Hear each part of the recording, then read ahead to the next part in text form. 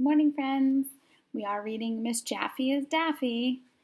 It's Civil War week. She's playing music in the hallways. The principal's still gone. Things don't seem to be going well. Oh, she just fired the gym teacher, right? I don't know, lots of crazy things going on. If you're filling out your 5 essential elements of the story, your plot box should be getting pretty big. Remember, if you're working in the plot box and there's not enough space, you can flip it over to the other side and write some more. There are a lot of crazy events happening in the story. So, we are on chapter number 7, A New Way to Learn. If you're following along, it's page number 60. When I woke up on Wednesday morning, my mom told me to put on my bathing suit. Do I have the day off from school? I asked hopefully. Are we going to the beach? No, my mom said. I got an email from Mrs. Jaffe that said everybody has to wear a bathing suit today. Well, that's weird. As I crossed Walnut Street in front of the school, the person I bumped into was Andrea. Do you like my new swimsuit, Arlo? She asked me. It has polka dots on it. So does your face, I said. Andrea was going to say something mean to me, but she didn't even get the chance, because as we came around the corner to the side entrance of the school, we saw the strangest thing in the history of the world. There was a swimming pool on the playground. Wow, I said, which of course is Mom upside down. Me and Andrea went running over to the swimming pool. Mrs. Jaffe was standing there in her bathing suit with some of the other kids. Where'd you get a swimming pool, Mrs. Jaffe? Andrea asked. From Rent-A-Pool, she said. You can rent anything, you know. Mrs. Jaffe told us to go to our class. She said she would call us down when it was our turn to use the pool. It felt like 1,100,000 years until Mrs. Patty finally made the announcement over the loudspeaker. Will Mr. Granite's class please report to the playground?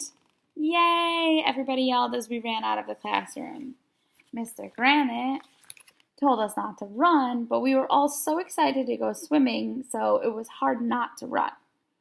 We were all out of breath by the time we got to the pool. Can we go swimming now? Ryan asked. Gee golly, no, Mrs. Jaffe said. I didn't even get the pool ready for swimming. Why did you get it then? Asked Michael. For learning, she said. Studies show that guys and gals learn better underwater. What? Mrs. Jaffe gave us each a pair of goggles and a sheet of paper that was covered in plastic. The page had a bunch of words on it like Lincoln and Union, Grant, Lee, and South. What are we supposed to do with this? Asked Neil the nude kid. You want to learn how to spell Civil War vocabulary words? She said. Okie dokie, everybody in the pool. Can't we just learn the words out here and then go swimming for fun? Asked Michael. No, said Mrs. Jaffe, and she pushed Michael into the pool. You'll learn better underwater. But I can't swim, yelled Emily.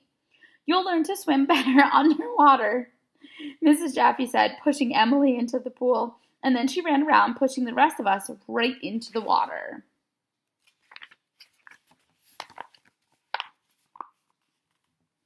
Look at them all in there. Can you imagine if we had school like that? But this isn't any fun, yelled Ryan.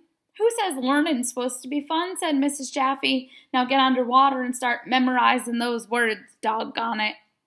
Mrs. Jaffe picked up a beach ball and bounced it off Ryan's head.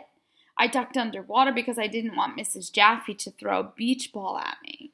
I sat at the bottom of the pool trying to learn the spelling words, but I couldn't hold my breath anymore, so I popped up. Everybody was gasping for breath. Emily looked like she might die. Okie dokie, Mrs. Jaffe said, jumping into the pool. It's time for our spelling test. You didn't say there would be a test, I complained. I'm saying it now, she said, so get underwater. You're first, AJ. Mrs. Jaffe picked up a beach ball and threw it at my head, so I dived underwater. I opened my eyes, and there was Mrs. Jaffe staring at me from a few inches away. How do you spell glub? She asked. It was hard to hear her underwater. What? I said. Glub, do you spell Lincoln? She asked. Lincol, glub, I said. Correct, said Mrs. Jaffe. And glub, do you glub glub? Glub? I asked. I said glub glub glub glub glub. Glub glub glub, I guessed. Nope, I'm sorry, Mrs. Jaffe said. The correct glub is glub glub glub glub. That's glub, I said. No, you said glub glub glub glub, said Mrs. Jaffe. But glub glub glub is the same as glub glub glub, I explained. Oh, no, it's not, she said. You've got one of the glubs wrong. By the time I ran out of breath and I had to come up for air, that was the weirdest spelling test in the history of the world. Look at Arlo trying to spell underwater. That's so funny. Okay, I'm not reading tomorrow because tomorrow is a virtual field day and you should all be outside or inside doing your activities with Mrs. D. So I'm going to take a break on Friday and I will see you again on Monday. Have a good weekend. Bye, friends.